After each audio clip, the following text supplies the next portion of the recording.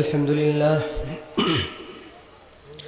الحمد لله الذي امتن على عباده بنبيه المرسل وكتابه المنزل، ونشهد أن لا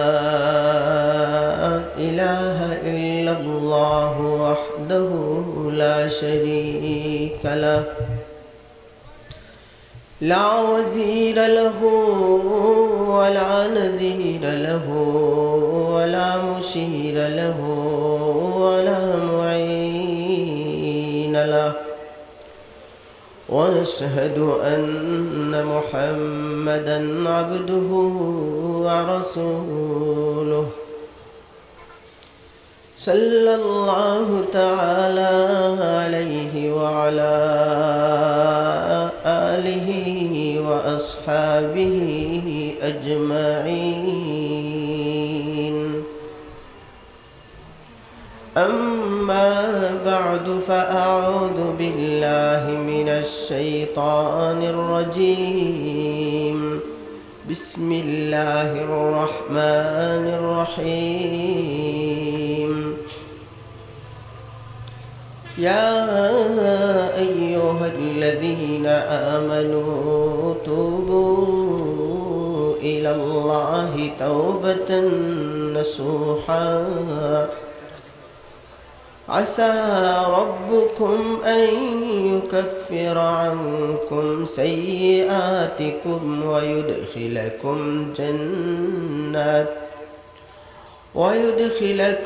جنات تجري من تحتها الأنهار يوم لا يخزي الله النبي والذين آمنوا معه، نورهم يسعى بين أيديهم وبأيمانهم، يقولون ربنا أتمم لنا نورنا واغفر لنا إنك على كل شيء قدير. وقال النبي صلى الله عليه وسلم: التائب من الذنب كمن لا ذنب له. صلى الله على سيدنا ومولانا محمد وعلى آله وأصحابه وسلم. صلى الله على سيدنا ومولانا محمد وعلى آله وأصحابه وسلم. بلغ العلا بكماله، كشف الدجى بجماله، حسنت جميع خصاله. صلوا عليه وآله. رہے میرا مسکن حوالی کعبہ، رہے میرا مدفن دیار مدینہ. بلغ العلا بکمالہ، کشف الدجى بجمالہ، حسنت جميع خصاله. صلوا عليه وآله. محترم সভাপতি সাহেব, হযরত উলামায়ে কেরাম, উপস্থিত আমার দিন দরদি মুসলমান ভাই সব, পর্দার অন্তরালের মা ও বোনেরা, আল্লাহ রব্বুল আলামিনের অসীম অসংখ্য শুকরিয়া। রব্বুল আলামিন মেহেরবানি করে সোয়ারগাঁও যুব সমাজের উদ্যোগে আয়োজিত ও সোয়ারগাঁও জামে মসজিদের উদ্যোগে আয়োজিত আজকের এই তাফসিরুল কোরআন মাহফিলে আমাদেরকে হাজির হওয়ার তৌফিক আল্লাহ দিয়েছেন। আলহামদুলিল্লাহ। রাত জুমার, যেই রাত্রে আল্লাহ অনেক নাফরমানকে ওলি বানাইয়া দেন, মাহফিল জিক্রুল্লাহর যেখানে বসলে আল্লাহ সগীরা গুনাহ মাফ করে দেন। রাত মুবারক, মজলিস ও মুবারক, আল্লাহ তাআলা আমাদেরকে হাজির হওয়ার তৌফিক দিয়েছেন। আবারও শুকরিয়া আদায় করি আলহামদুলিল্লাহ। আল্লাহ তাআলা এই হাজিরিকে নাজাতের জরিয়া হিসেবে কবুল করুন, আমিন। বেরাদারান ইসলাম, উলামায়ে কেরাম আপনাদের সামনে মূল্যবান আলোচনা করেছেন, আমার পরেও ধারাবাহিক বয়ান চলতে থাকবে। মধ্যখানে এই অধিবেশনে আমি আপনাদের সামনে বসেছি। আসলে আপনারা অবশ্যই জানেন আগামীকালকে আমাদেরও মাহফিল আজ থেকেই শুরু হয়ে গেছে। মাগরিবের পরে আমাদের এখানে বয়ান করে আমাকে আসতে হয়েছে, শরীরও তেমন ভালো নয়, তারপর উপস্থিত হয়েছি। খুব দীর্ঘ আলোচনা হবে না, মুখতাসিরি কিছু কথা হবে। আমাকে একটা বিষয়ের উপর আলোচনার জন্য বলা হয়েছে, তওবার গুরুত্ব এবং তাৎপর্য। আমি সেই লক্ষ্যে আপনাদের সামনে কোরআনে কারীমের 28 নম্বর পারার শেষ সূরা সূরা তাহরিমের 8 নম্বর আয়াত তিলাওয়াত করেছি। এই আয়াতের আলোকে আমার নির্দিষ্ট বিষয়ের উপর কিছু কথা বলার ইচ্ছে করেছি। ওমা তৌফিকি ইল্লা বিল্লাহ। ব্রাদারান ইসলাম, আমরা যে পৃথিবীতে আসি, আমাদের পিছনে কিন্তু বড় একটা বিষয়, একটা সমস্যা সব সময় লাগানো আছে। সেটা হলো শয়তান 24 ঘন্টা আমাদের বিরুদ্ধে ষড়যন্ত্র করতেছে।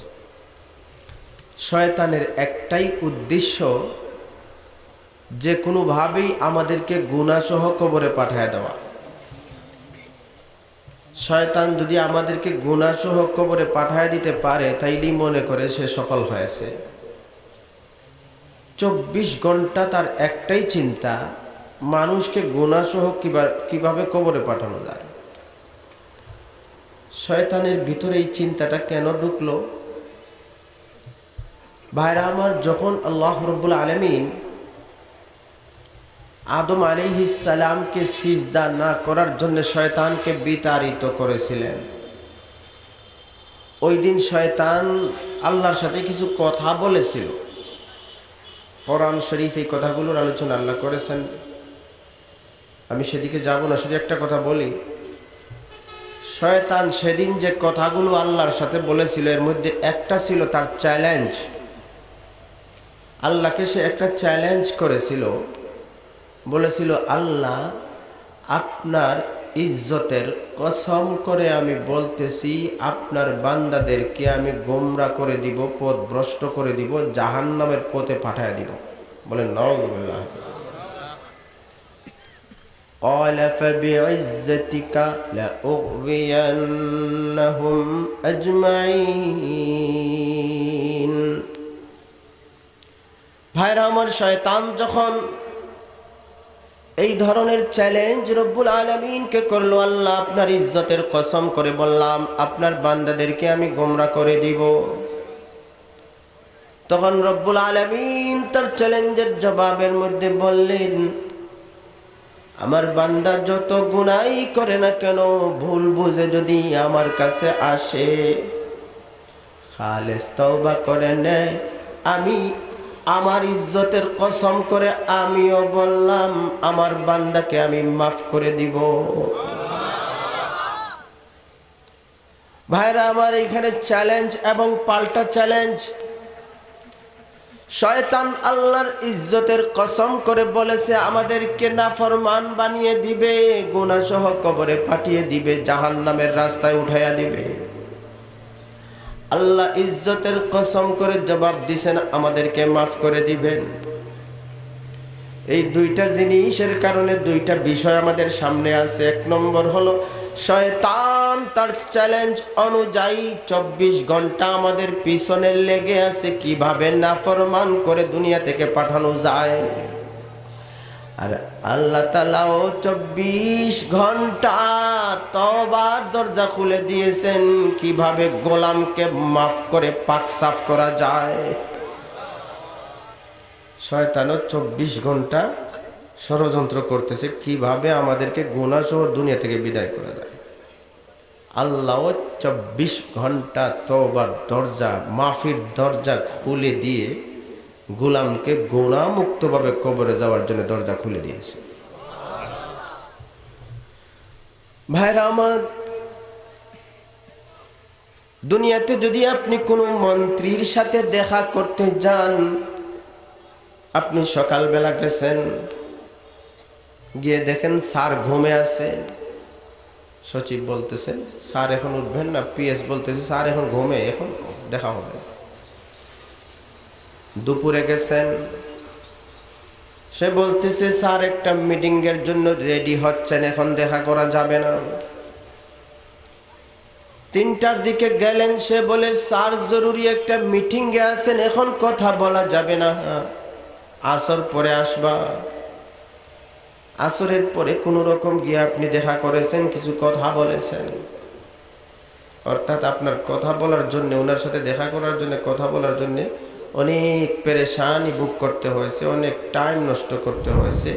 এরপরে আপনি সারাদিন ঘুরতে ঘুরতে একটা চান্স পেয়েছেন, তাও আপনাকে বেশি সময় দেওয়ার সুযোগ ওনার হাতে নাই, বিভিন্ন কাজ। কিন্তু বিশ্ব জাহানের মালিক, আসমান জমিনের মালিক, সব কিছুর পালন কর্তা রব্বুল আলামিন তার গোলামের জন্য 24 ঘন্টাই কথা বলার, তওবা করার, মাফ চাওয়ার দরজা খুলে রেখেছেন। কোনো টাইম নাই, রাতে চাও, কোনো টাইমের দরকার নাই, দিনে চাও, তোমার যে সময় হয় ওই সময় চাও, আল্লাহ দরজা খুলে দিয়েছে। সকাল নাই যে ফজরের আগে অসুবিধা, এখন অন্য কোনো ব্যস্ততা থাকবে, বিকাল নাই যে এখন অন্য কোনো কিচ্ছু নেই, 24 ঘন্টার প্রতি সেকেন্ড আল্লাহ তার গোলামের ডাক শোনার জন্য রেডি, দরজা খুলে দিয়েছে। ভাইরা আমার, দুনিয়ার মধ্যে কোনো দুর্বল মানুষ এবং শক্তিশালী মানুষের মধ্যে যদি ঝামেলা হয়, শক্তিশালী মানুষ দুর্বলের বাড়িতে খবর পাঠায় না যে তাকে বলো বুঝে নাই, আমাকে চিনে নাই, আমার সাথে বেয়াদবি করছে, বাড়ি আমার কাছে চলে আসলে সমাধান করে দিব, মাফ করে দিব। এমন খবর কোনো শক্তিশালী মানুষ দুর্বলের বাড়িতে পাঠায় না, বরং খবর পাঠায় কার সাথে বেয়াদবি করছে চিনে নাই, তাকে গিয়ে বলে আসবা, তাকে সাইজ করা হবে, ঠ্যাং ঠুং ভেঙে দেওয়া হবে।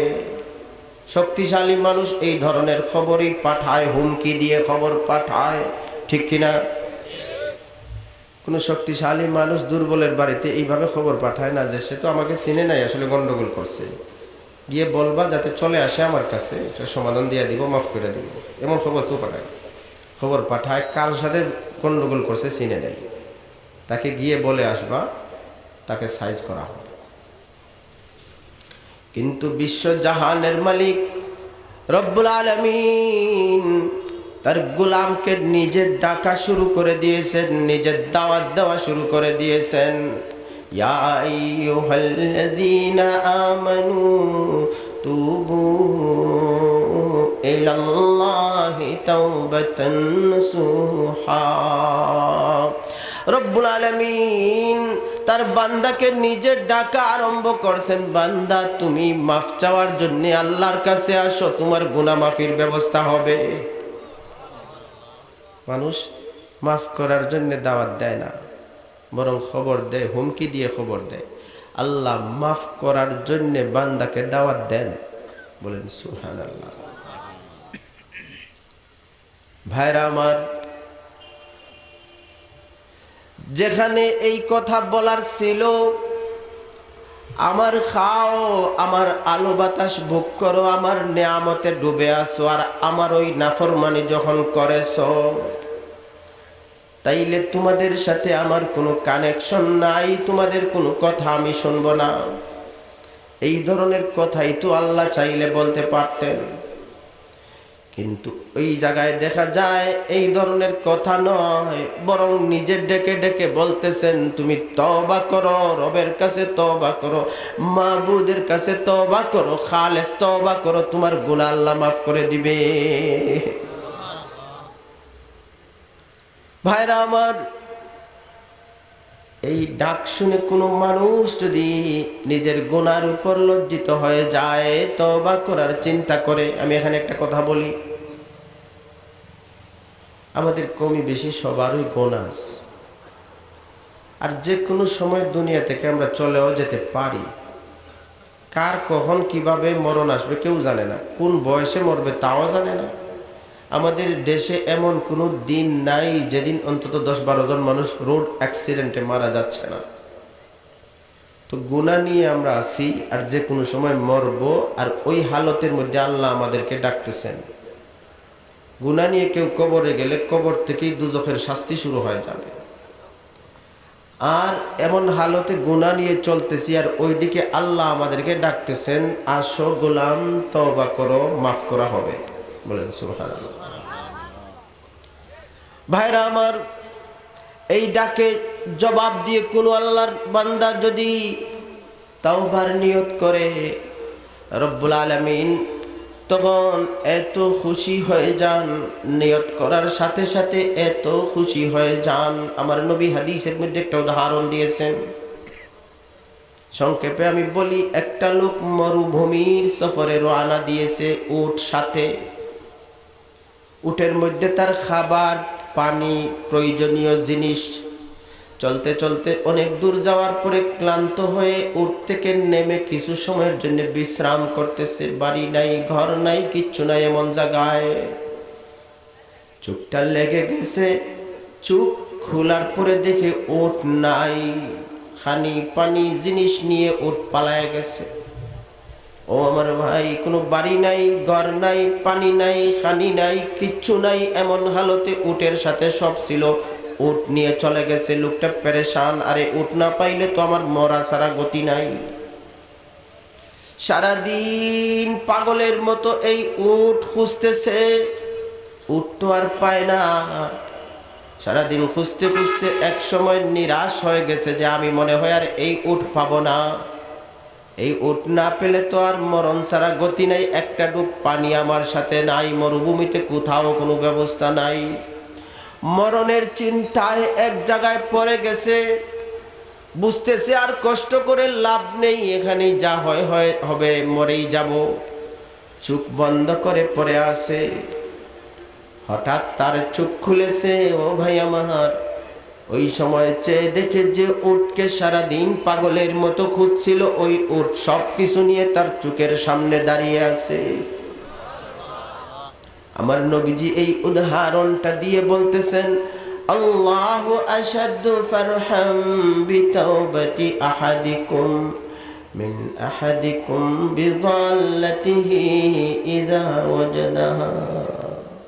ওই হারানো উটের মালিক উট পাওয়ার পরে যেমন খুশি হয়, নাফরমান তওবা করার পরে আল্লাহ এর চেয়ে আরো বেশি খুশি হয়ে যায়।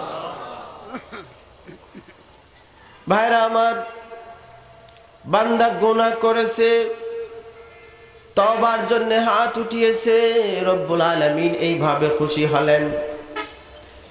এবার আল্লাহ তাআলা তার বান্দাকে মাফ করা আরম্ভ করছেন। আসা রব্বুকুম আন ইউকাফিরা আনকুম সাইয়্যাতিকুম। ভাইরা আমার, মাফ করার জন্য রব্বুল আলামিন কোনো শর্ত নয়, কোনো কন্ডিশন নয়, কোনো ধরনের ক্যাটাগরি নয়। গুনাহ করছে কতটা, লক্ষ লক্ষ কোটি কোটি গুনাহ করেছে, মাফ চাওয়ার জন্য তওবা শুরু করেছে। তখন এই কথা বলা হয় না। জীবনের প্রথম মাফ চাওয়ার জন্য যখন আসলো, সব একসাথে মাফ করার দরকার নাই। 5 লক্ষ গুনাহ মাফ করা হলো, অথবা 10 লক্ষ গুনাহ মাফ করে দেওয়া হলো। আবার যদি আসে আরো 5 লক্ষ, আবার যদি তওবা করে আরো কিছু, এইভাবে গুনাহ শেষ করা হবে, একসাথে না। এমন কোন সিস্টেম আল্লাহ করেন না। ও ভাই আমার, নাফরমান যখন খালেস তওবা শুরু করে দেয়, আল্লাহ রাব্বুল আলামিন ওই গুনাহগার, যদি দুনিয়াতে যত গাছ আছে, আপনি তো আপনার বাড়ির গাছই গণতে পারবেন না। ও ভাই, বাড়ির গাছ গোনা দূরের কথা, সাধারণ একটা জায়গায় কয়টা গাছ আছে আপনি গণতে পারবেন না। তাম দুনিয়ায় যত গাছ আছে, শুধু গাছ নয়, গাছে যতটা পাতা ধরেছে, এই পাতার পরিমাণ গোনাও যদি কেউ করে থাকে আর খালেস তওবা করে দেয়, রব্বুল আলামিন এমন নাফরমান কেউ মাফ করে দিবে, একসাথে সব মাফ করে দিবে। আপনি একটা ব্যাগ বালি গনতে পারবেন না, বালু কণা গনতে পারবেন না। এক বস্তায় 100 বালু যদি কেউ জমা করে, 100 বালু তো গোনা যাবে না, গনতে পারবেন? 1 কেজি বালু গনা যায় না, 1 ব্যাগ বালু কেউ গনতে পারবে না। ও আমার ভাই, সারা দুনিয়ার মরুভূমির মধ্যে যত বালু কণা আছে, তাম দুনিয়ার মরুভূমির মধ্যে যত বালু কণা আছে, এই পরিমাণ গুনাহ যদি কেউ করে আর খালেস তওবা করে নেয়, রব্বুল আলামিন এত বড় নাফরমান কেউ মাফ করে দিবে, একসাথেই মাফ করে দিবে। রব্বুল আলামিন আসমানে যত তারা আছে, তারা কেউ গনতে পারবে না। ও ভাই আমার, আমাদের মাথার উপর যে ছায়াপথ আছে, ছায়াপথ মিল্কি ওয়ে, এই মিল্কি ওয়ে নামক ছায়াপথ যেটা, এই ছায়াপথের মধ্যে আমেরিকার মহাকাশ সংস্থা নাসা বলেছে যে এই দুনিয়ার মতো 880 কোটি গ্রহ আছে। বলেন সুবহানাল্লাহ। একটা ছায়াপথ মিল্কি ওয়ে নাম, আমাদের ছায়াপথের গ্যালাক্সির নাম মিল্কি ওয়ে। এই একটা ছায়াপথের মধ্যে পৃথিবীর মতো 880 কোটি গ্রহ আছে। আর এই ধরনের ছায়াপথ বর্তমান বিজ্ঞানীদের ধারণা হলো মহাকাশে অন্তত 25,000 কোটি আছে। ও আমার ভাই, পুরা মহাশূন্য সৌরজগৎ সহ মহাশূন্যে যত গ্রহ আছে, যত নক্ষত্র আছে, এই পরিমাণ গুনাহ যদি কেউ করে আর খালেস তওবা করে নে, রব্বুল আলামিন সাথে সাথে তার গোলামের সব গুনাহ মাফ করে দিবে। আল্লাহ তাআলা এমন ভাবে মাফ করবে, আমার নবীজি ফরমান, আত-তাইবু মিনাজ-যামবি কামান লা যামবা লা। খালেস তওবা কেউ যদি করে নেয়, ওই মানুষটা এমন হয়ে যায় যেন জীবনে কোনো গুনাহ সে করছে না। আজকে জন্ম নেওয়া শিশু যেইভাবে নিষ্পাপ হয়, খালেস ভাবে তওবা করনেওয়ালা নাফরমান কেউ আল্লাহ এইভাবেই নিষ্পাপ বানায়া দেন। ও আমার ভাই, এইভাবে মাফ করার জন্য আল্লাহ রাব্বুল আলামিন তার বান্দাকে নিজে দাওয়াত দিচ্ছেন, ইয়া আইয়ুহাল্লাযীনা আমানু তুবু ইলাল্লাহি তাওবাতান নাসুহা। রব্বুল আলামিন ডাক দিচ্ছেন, তওবা করো, মাফের ব্যবস্থা হবে। কোনো মানুষ যদি এই ডাকে না আসে, ডাক শুনে না, গুনাহ নিয়ে ঘুরে কিন্তু তওবা করে না, অনেক কারণেই না করতে পারে। এর মধ্যে একটা হলো মানুষ অনেক সময় নিরাশ হয়ে যায় যে আমি যা গুনাহ করছি আমার মতো পাপীর ক্ষমা পাওয়া তো অসম্ভব। এমন চিন্তা অনেক সময় মানুষের ভিতর ঢুকে যায়। সে চিন্তা করে আমি যা গুনাহ করছি নিজেই বুঝতেছি, আমার মতো গুনাহগারের মাফ পাওয়ার ব্যবস্থা নাই। কিছু কিছু মানুষ আছে না এমন, যে কোনো অপরাধ করার পরে বুঝে যে আমার আর বাঁচার ব্যবস্থা নাই, আছে না এই ধরনের অনেক নাফরমান। বুঝতেছে আমি যা গুনাহ করছি জীবনে, যা পাপ করেছি, আমার মতো নাফরমানের মাফ পাওয়ার ব্যবস্থা তো হতে পারে না। ভাইরা আমার, আল্লাহ ডাকতেছেন তারপরও সে আসে না। বাবা যদি কোনো সন্তানকে ডাকেন, সন্তান যদি না যায়, তখন বাবা কি করেন, আরেকজনের মাধ্যমে খবর পাঠান, এই দুষ্টটাকে গিয়ে বলে আসো সুজা যাতে বাড়ি আসে, নাইলে উপায় নাই। খবর পাঠান কিনা? বাবা ডাকছেন আসার জন্য, সে আসে নাই। তখন আরেকজনকে দিয়ে খবর পাঠান, দুষ্টটাকে বলে আসো সুজা যাতে বাড়ি আসে, না আসলে উপায় নাই। আল্লাহ তাআলা নাফরমানকে ডাকতেছেন, আসো তওবা করো। সে মনে মনে বুঝতেছে আমার মতো গুনাহগার, মাফ পাওয়ার তো ব্যবস্থা নাই, আমি গিয়ে কি করব। আল্লাহ রাব্বুল আলামিন এই সমস্ত মানুষকে নবীজির মাধ্যমে বুঝান, খবর পাঠান। বলেন সুবহানাল্লাহ। বাবার ডাকে যায় না, আরেকজনের মাধ্যমে বাবা বুঝান, গিয়ে বলো দুষ্টটাকে যাতে সুজা না চলে আসে, না আসলে কিন্তু আমার গুসা উঠবে, উপায় রাখবো না। আল্লাহ ডাকতেছেন, গোলাম যায় না। সে চিন্তা করে আমার যা গুনাহ করছে গিয়াও কাজ হবে না। এই সমস্ত নাফরমানকে বোঝানোর জন্য আল্লাহ নবীজিকে দায়িত্ব দিয়েছেন। আর দায়িত্ব দেওয়ার সিস্টেম কি? قل يا عبادي الذين أسرفوا على أنفسهم لا تقنطوا من رحمة الله إن الله يغفر الذنوب جميعا إنه هو الغفور الرحيم। ভাইরা আমার, রব্বুল আলামিন ওই নাফরমানের কাছে নবীজির মাধ্যমে খবর পাঠান, নবী আপনি আমার বান্দাটাকে বুঝান। এই কথা বলতেছেন না, এই নাফরমানকে বুঝান। বাবা খবর পাঠাইলে কিভাবে পাঠাইছেন? এই দুষ্টটাকে বলেন, বলে আসো।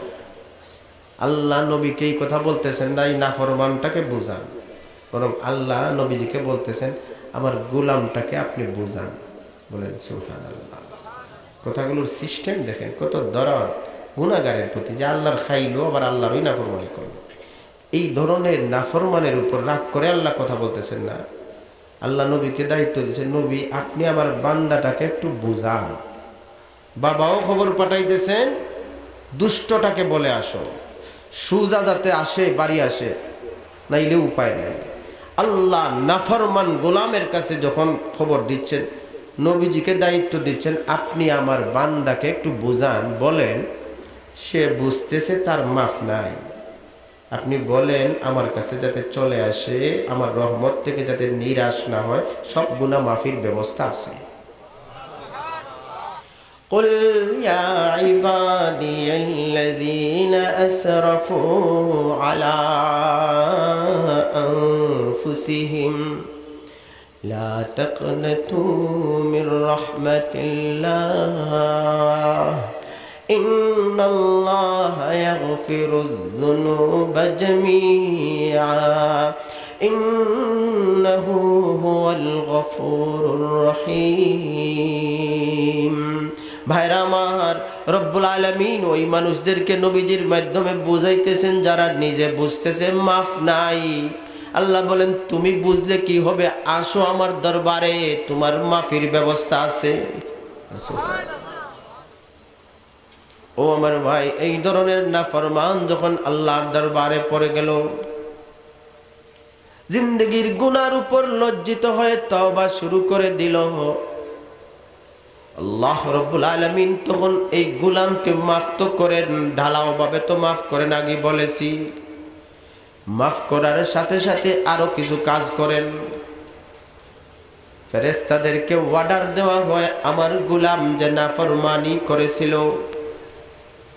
এখন আমি তাকে মাফ করে দিয়েছি, তার গুনাহগুলো আমলনামায় কাটার দরকার নাই, বরং গুনাহগুলো এমন ভাবে মিটিয়ে দাও গুনার কোনো চিহ্নই যাতে বাকি না থাকে। ইয়া আইয়ুহাল্লাযীনা আমানু তুবু ইলাল্লাহি তাওবাতান নাসুহা আসা রাব্বুকুম আন ইউকাফিরা আনকুম সাইয়্যাতিকুম ভাইরা আমার, এমন ভাবে মাফ করা হয়, কোনদিন যে গুনাহ করছিল এই আলামত পর্যন্ত আমলনামায় থাকে না, সব মিটায় দেওয়া হয়ে যায়। শুধু তাই নয়, গুনাহগুলো যে মিটিয়ে দেওয়া হয়েছে, এই মিটানো জায়গাকে আল্লাহ খালি রাখেন না। ইল্লা মান তাবা ওয়া আমানা ওয়া আমিলা আমালান সালিহান ফাউলাইকা ইউবাদদিলুল্লাহু সাইয়্যাতিহিম হাসানাত। আল্লাহ রাব্বুল আলামিন তখন গোলামের উপর এত খুশি হয়ে যান, গোলাম মাফ চাইছে, ভুল বুঝছে, আল্লাহর দরবারে পড়ে গেছে, আল্লাহ এত খুশি হয়ে যান। এই গুনাহ যে মাফ করা হয়েছিল, প্রত্যেকটা গুনার বদলে একটা করে নেকি আল্লাহ তার গোলামকে পুরস্কার দিয়ে দেয়। ও আমার ভাই, এইভাবে আল্লাহ রাব্বুল আলামিন তার বান্দার সামনে সুযোগ করে দিয়েছেন। শয়তান 24 ঘন্টা ষড়যন্ত্র করতেছে গুনাহ সহ কবরে পাঠায়া দেওয়ার।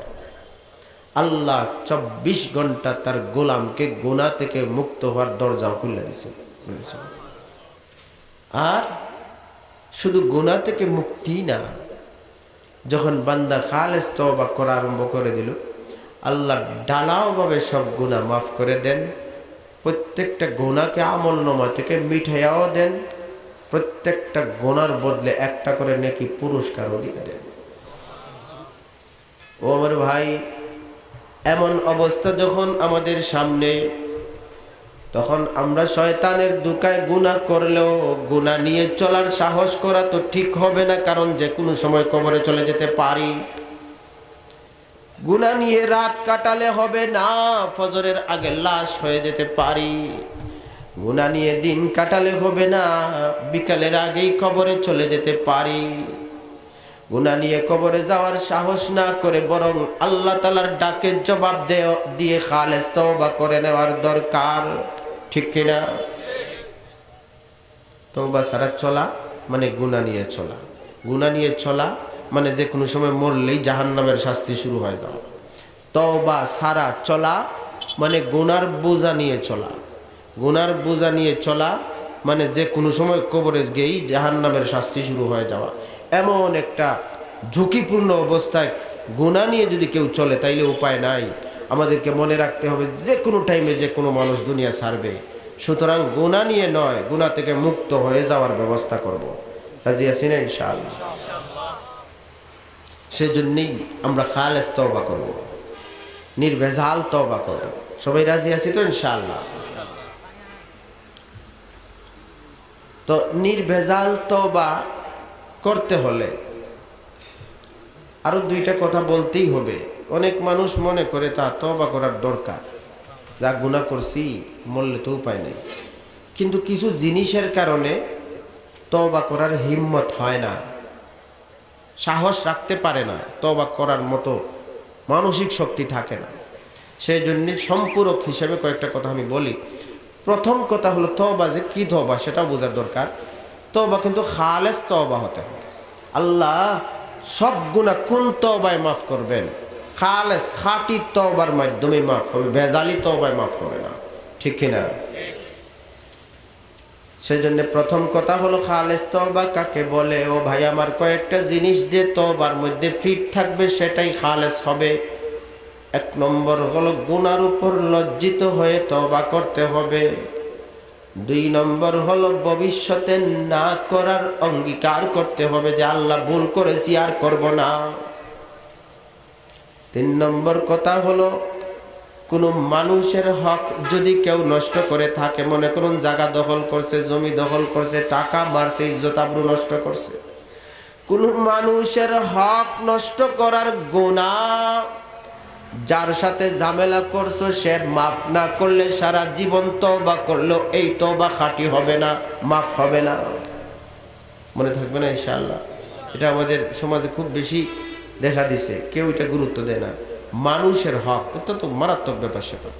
1 টাকাও যদি কেউ আরেকজনের আত্মসাৎ করে, 1 আধ হাত জমিও যদি কেউ আত্মসাৎ করে, এই যে অপরাধ করছে এটার জন্য যদি সারা জীবন তওবা করে, এই গুনাহ কিন্তু মাফ হবে না। যার সাথে সমস্যা করছো, যার হক মারছো, তার সাথে আগে ঝামেলা শেষ করো, তারপর আল্লাহর কাছে মাফ চাও। তো খালিস তওবা কাকে বলে? 1 নম্বর, লজ্জিত হতে হবে গুনার উপর। আল্লাহর নিয়ামত খাইয়া আমি আল্লাহর গোলাম, আল্লাহর ওই নাফরমানি করছি, আমার এটা ঠিক হয় নাই। 2 নম্বর হলো ভবিষ্যতে আর করব না, মাবুদ মাফ করে দাও এমন অঙ্গীকার করতে হবে। 3 নম্বর হলো মানুষের হক যদি নষ্ট করে থাকেন ওই লোকের সাথে তার সমাধান করতে হবে, তারপর তওবা করলে খাঁটি হবে। 4 নম্বর হলো যেই সমস্ত ফরজ ওয়াজিব ছুটেছে এগুলা আদায় করা শুরু করে দিতে হবে। ভাইরা আমার, এইভাবেই তওবা খাঁটি হবে। খাঁটি তওবা ছাড়া আল্লাহ এই তওবার ফল দিবেন না, গুনাহও মাফ করবেন না। যেই তওবার মাধ্যমে একদম নিষ্পাপ হওয়া যায় সেই তওবা হলো খাঁটি তওবা। মনে থাকবে না ইনশাআল্লাহ? কেমন তওবা করব? খালি তওবা না খাঁটি তওবা? খাঁটি তওবা। এবার আসেন আরো 2টা কথা বলেই কথা শেষ করে দিচ্ছি। মানুষের তওবার সাহস হয় না, হিম্মত হয় না, মনে শক্তি পায় না। কারণ মনে করুন আপনারা অনেকেই হয়তো নিয়ত করেছেন যে তওবাটা করে নেওয়ার দরকার, কারণ কোন সময় মরব তো জানি না, এই হালতে গেলে উপায় নাই। এমন নিয়ত করার পরে কিছু প্রশ্ন শয়তান দিলে ঢেলে দিবে। এর মধ্যে একটা কথা হলো, তুমি যে নিয়ত করছো আর গুনাহ করবে না, তওবার জন্য যে রেডি হয়ে যাচ্ছ মিয়া, কালকে যদি আবার করো তাইলে তো আর করব না বলার কোনো দাম থাকবে না। এমন একটা কথা দিলে চলে আসতে পারে, ঠিক কিনা? খালেস তওবার জন্য যখন আপনি বলবেন আল্লাহ ভুল করছি, তোমার বন্দেগী ঠিক মতো করি নাই, বন্দেগী হক আদায় করি নাই, আল্লাহ ভুল করছি, গুনাহ করছি, মাফ করো, আর করব না। এই কথাটা মানুষ বলার সাহস পায় না কেন? সে চিন্তা করে আমি যে বলবো আর করব না, কালকে যদি করি তাইলে তো এখন আর করব না, এই কথাটা বলার কোনো দামই নেই, নিজের উপর আস্থা নাই তার, যদি করে এমন একটা চিন্তা ভিতরে ঢুকে যায়। আছে না এই অবস্থা? কালকে যদি করি তো আজকে আর করব না বলার দাম নাই, এমন চিন্তা যাদের ভিতর ঢুকে গেছে, আমি তাদেরকে একটা কথা বলি, সেটা হলো কালকে যদি গুনাহ করি, এর আগে আরেকটা যদি আছে, সেটা হলো রাত্রে যদি মরি। আছে কি আছে না? কালকে যদি করি এর আগে আরেকটা যদি আছে, সেটা হলো রাত্রে যদি মরি। তাইলে তো গুনাহ নিয়ে যেতে হবে, আমার উপায় নাই। কালকের চিন্তা নয়, আমার এখনের চিন্তা করার দরকার, ঠিক কিনা? এটা হলো প্রথম বিষয়। এই ঢোকাটা শয়তান প্রথমেই দেওয়ার চেষ্টা করে, যে তুমি যে তওবার জন্য রেডি হচ্ছ আর বলবা যে আল্লাহ মাফ করো, আর করবো না যে বলতেছো, বুঝে শুনে বলো কালকে যদি কইরা নাও, তাইলে তো এই কথার কোনো দাম থাকবে না। তো আপনি আপনার মনটাকে বুঝান, কালকে যদি করি তো বহুত পরে, রাত্রে যদি মরি তাইলে আমার কি দোষ হবে? সুতরাং কালকের চিন্তা না, আমার এখনের চিন্তা করার দরকার। এটা হলো একটা কথা মনে রাখবেন। 2 নম্বর আরেকটা কারণে মানুষ তওবার হিম্মত করতে পারে না, ও আমার ভাই, সেটা হলো মনে করুন একজন তওবা করেছে, পরের দিন তার আবার গুনাহ হয়ে গেছে, গুনাহ। তখন সে মনে মনে একটা জিনিস নিয়ে চিন্তায় পড়ে যায়, কালকে রাত্রে আমি তওবা করেছিলাম, বলেছিলাম আল্লাহ আর করবো না, এখন দেখা যায় একদিন 24 ঘন্টাই পার হলো না, আমি আবার নাফরমানি করে ফেলেছি। বোঝা গেল আমি তো তওবার উপর টিকতে পারবো না, বারবার গুনাহ হয়ে যাবে। এমন তওবা করা না করা তো সমান। এমন একটা কথা ভিতরে আসতে পারে না? গত রাত্রে তওবা করছি, 24 ঘন্টায় আমি টিকতে পারলাম না, আবার গুনাহ করে ফেলেছি, এইভাবে কয়বার তওবা করব? আমি তো আসলে টিকতে পারবো না। ভাইরা আমার, এই ধরনের একটা আস্থাহীনতা মানুষের ভিতর ঢুকে যায়। মানুষ চিন্তা করে 24 ঘন্টায় যখন মাফির উপর আমি থাকতে পারি না, তওবার উপর থাকতে পারি না, গুনাহ হয়ে যায়, কয়বার আমি তওবা করব, কয়বার আমাকে মাফ করা হবে? সুতরাং যা হওয়ার হোক, যেভাবে চলছি চলি, এমন একটা ধারণা অনেক মানুষের ভিতর চলে আসে। ও আমার ভাই, এই ধারণাটা কেন আসে সেটা আগে বুঝেন। এই ধারণাটা আসার কারণ হলো মানুষের সিস্টেমে আল্লাহকে বোঝার চেষ্টা করতেছে, অথচ আল্লাহ তাআলা মানুষের সিস্টেমে চলেন না। আল্লাহ তাআলার সিস্টেম হলো আরেকটা। বলেন সুবহানাল্লাহ। মানুষের সিস্টেমে আল্লাহকে চিন্তা করতেছে, এই কারণে এই ধরনের কথা চিন্তা করে যে কয়বার মাফ চাওয়া যাবে। রাত্রে মাফ চাইছি, এখন আবার গুনাহ হয়েছে, আবার মাফ চাইতে হবে। দিনে যদি আবার আরেকটা হয়ে যায়, কয়বার মাফ চাওয়া যায়, কয়বার পাওয়া যায়। ও আমার ভাই, গত মাসে মনে করুন একজন বড়লোক, সম্মানী অথবা টাকাওয়ালা শক্তিশালী মানুষের কাছে একটা লোক কোনো কারণে মাফ চাইছে। দুর্বল একটা মানুষ কোনো ঝামেলার কারণে গিয়ে মাফ চাইছে 1 মাস আগে। 1 মাস পরে আবার কোনো ঝামেলা ঘটে গেছে, আবার মাফ চাওয়ার জন্য গেছে। তখন এই শক্তিশালী মানুষটা কি বলে, গত মাসে তোমাকে মাফ করছিলাম, 1 মাসও যায় নাই, আবার গন্ডগোল করে আইছো মাফ চাওয়ার জন্য। তোমাকে মাফ করে কোনো লাভ নাই, তোমার অভ্যাসই খারাপ। বলে কি বলে না, গত মাসেই তোমাকে মাফ করছে, এটা বেজাল করছো, এই মাফ চাইছো, প্রথম মাফ করে দিস। 1 মাস যায়নি, আবার আইছো মাফ চাওয়ার জন্য, তুমি আরেকটা সমস্যা করছো। মাফ করতে চায় না, গত মাসেরটা স্মরণ করে, হিসাব করে। অথচ 2টা মাস, 3 নম্বর যদি ঘটনা ঘটায় তাইলে তো বাড়িতেই যেতে দিবে না। তোরে মাফ করার কোনো চিন্তাই আমি করি না, সাইজ করার দরকার। ও আমার ভাইটা হলো মানুষের সিস্টেম, কিন্তু আল্লাহর সিস্টেম এমন নয়। রব্বুল আলামিন বান্দা যখন মাফ চাওয়ার জন্য তওবা শুরু করে দিল, কতবার সে আগে মাফ চাইলো সেই হিসাবই আল্লাহ করেন না, বরং দিনেও যদি 1000 বার মাফ চায়, 1000 বারই আল্লাহ তার বান্দাকে মাফ করে দিবে। মানুষ তো 1 মাস আগেরটাও হিসাব করে, গত মাসে মাফ করছি, এখন আবার গন্ডগোল করে এইসব মাফ চাওয়ার জন্য কয়বার মাফ করা যায়। এটা হলো মানুষের সিস্টেম, আল্লাহর সিস্টেমেই কিন্তু এটা নয়। আল্লাহ যদি 1 মিনিট আগেও কাউকে মাফ করেন, 1 মিনিট পরেও আবার সে মাফ চায় কোনো কারণে, আল্লাহ এই হিসাব করবেন না যে 1 মিনিট আগে না মাফ করছি, এখনই আবার মাফ চাওয়ার জন্য। বরং যত বেশি মাফ চাওয়ার অভ্যাস যার হবে, আল্লাহ রব্বুল আলামিন ওই গোলামকে মাফও করবেন, মহব্বত করা শুরু করবেন। ইন্নাল্লাহা ইউহিব্বুত তাওয়াবিন। বারবার যারা তওবা করে, গুনাহ করে আর সাথে সাথে মওলার কাছে পড়ে যায়, রব্বুল আলামিন তখন ওই মানুষটাকে মহব্বত শুরু করে দেন। আমার গোলাম তো দেখি আমাকে ছাড়া আর কিচ্ছুই বুঝে না, শয়তান ধোঁকা দিলেই আমার কথা তার মনে পড়ে যায়। বলেন সুবহানাল্লাহ। বেশি বেশি যারা তওবা করে, আল্লাহ রাগ করেন না যে দিনে কয়বার তোমারে মাফ করব, এই ধরনের রাগ আল্লাহ করেন না, এই হিসাবও আল্লাহ করেন না, বরং বারবার যে তওবা করতেছে এর কারণে আল্লাহ এত খুশি হয়ে যান, নিজের মহব্বতের মানুষের দফতরে তার নাম উঠাইয়া দেন। সেই জন্য ভাইরা আমার, এই কথাগুলো মনে রাখবেন, এগুলার কারণে মানুষ তওবা করতে রাজি হয় না। 1 নম্বর, আজকে যে বলবো আর করবো না, কালকে যদি করি, এই চিন্তায় অনেকে তওবার সাহস করে না। কিন্তু আপনাকে শয়তান এই ধোঁকা দিতে চাইলে আপনার মনকে কি বুঝাবেন, কালকে যদি করির আগে তো আরেকটা যদি আছে, রাত্রে যদি মরি তাইলে তো আমি গুনাহ সহ কবরে চলে যাব। কালকে আসলে কালকের চিন্তা, আমার আজকের চিন্তা করে গুনাহ থেকে মুক্তির দরকার। 2 নম্বর হলো, তওবার উপর যদি টিকতে পারি না, কয়বার মাফ চাওয়া যায়, কয়বার তওবা করা যায়। এটা মানুষের সিস্টেম, কয়বার করা যায়, কয়বার মাফ পাওয়া যায়, এটা মানুষের সিস্টেম, আল্লাহর সিস্টেম এটা নয়। আল্লাহর সিস্টেম হলো, বান্দা তুমি বারবার চাও, বারবারই মাফ করবে। বাজা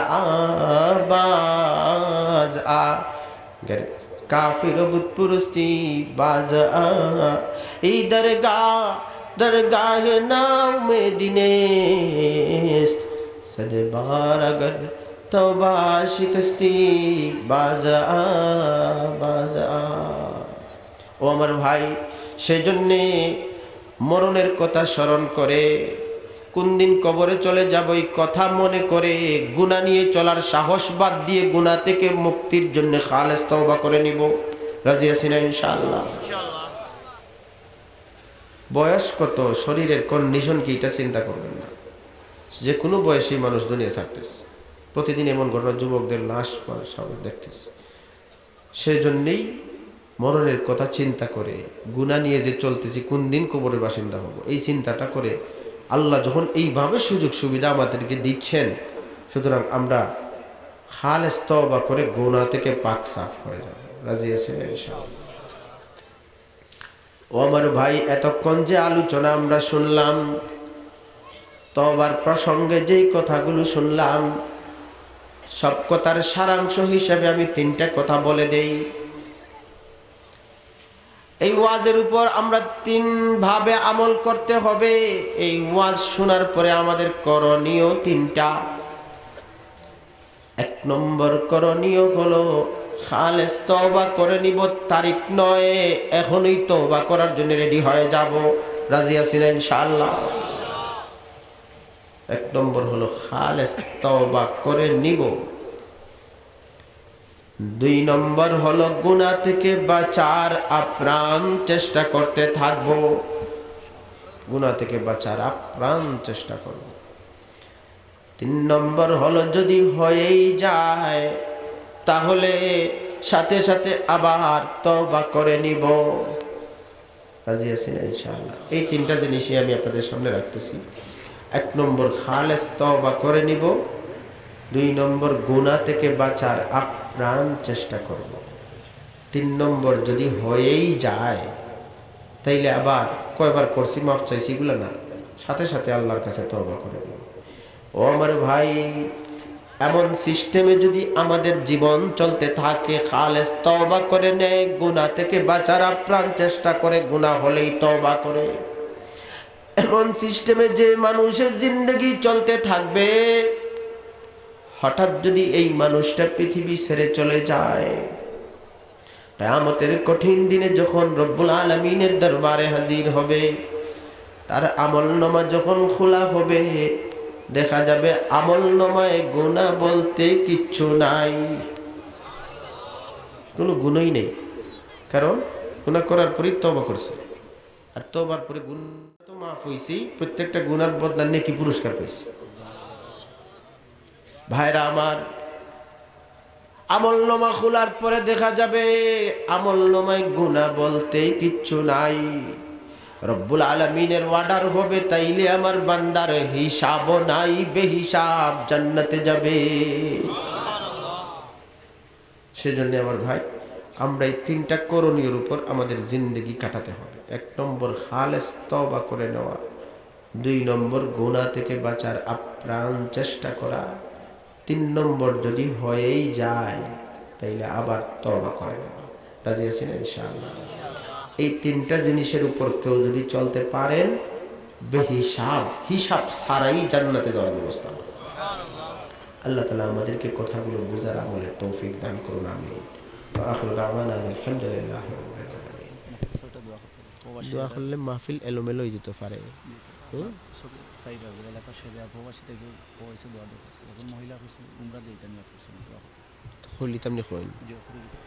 আমার পরে খেয়ে বয়ান করবো, আমার পরে আইসুন নি, তাই আইসুন।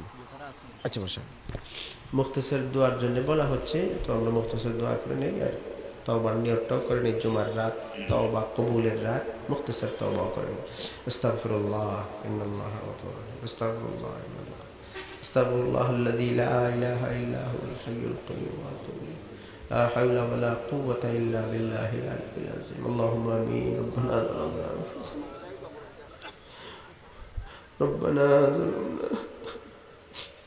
ربنا ظلمنا أنفسنا وإن لم تغفر لنا وترحمنا لنكونن من الخاسرين।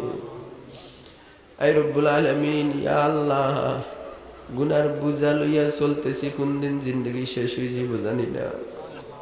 এই অবস্থায় যদি কবরও যাই আমরা তো উপায় না। মাহবুদ, আজকে তো জুমার রাত, তুমি কত মানুষের তওবারে কবুল করবা। আজকে এই মজলিস হইয়া আমরা তওবা করলাম, মেহেরবানি করি আমরারে তুমি মাফ করি দাও। আয় রব্বুল আলামিন, আমরার কত মায়ার মানুষ সকল কবর ঘুমাই রইছ, আমরা জানি না আপনার মুর্দে গান কোন হালতের মধ্যে আছো। সমস্ত মুর্দে গানোর পক্ষ থেকে জুরাতে তোমার দরবার দরখাস্ত, আপনার মায়ার মুর্দা হল তোর মাফ করো। অনেক মা নাই, বাপ নাই, আল্লাহ আল্লাহ তুমি তার মা বাপর খবরে জান্নাতুল বাগান বানাইয়া দাও। মাবুদ আমার দুয়ার শরিকান, যে যেখান থেকে হাত উঠাইছ তুমি জানো আমরা খে কোন গাটো আটকে গেছি।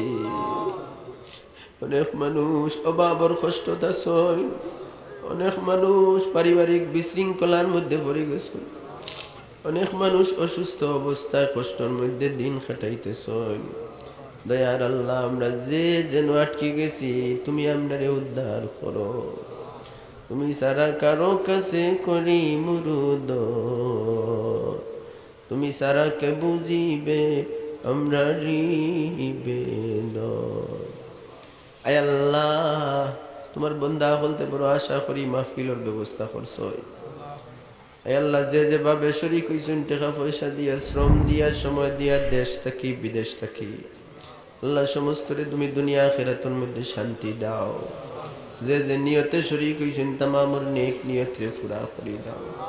আয় রব্বুল আলামিন বিশেষ করে আমরা বিদেশি অকলতরে আল্লাহ সহি সালামতে হালাল রুজির তৌফিক দাও। মাহবুদ তোমার এক বান্দি দুয়া চাইছুন মাহবুদ, ইয়া আল্লাহ তামাম নেক মাকাসিদরে তুমি পুরা করে দাও।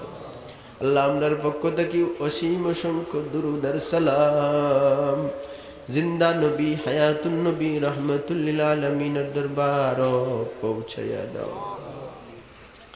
হে আল্লাহ আগামীকালকে আনে ওয়ালা বরুণার সালানা ইজলাস রে তুমি কামিয়াবি দান করো। মাহবুদ আমরার শেষ কথা জানি না কোন দিন কোন অবস্থায় দুনিয়া ছাড়ি দেব। আল্লাহ আমরারে তুমি বালা অবস্থায় তোমার নাম লইয়া মরার তৌফিক দান করিও। জীবনে মরণে আরো কবরে হাসরে দেখিও আমরা রে আল্লাহ সদয় নজরে। সাল্লাল্লাহু তাআলা আলা খাইরি খালকিহি মুহাম্মাদিন ওয়া আলিহি ওয়া আসহাবিহি আজমাইন আমিন বিরহমাতিকা ইয়া আরহামার রাহিমিন।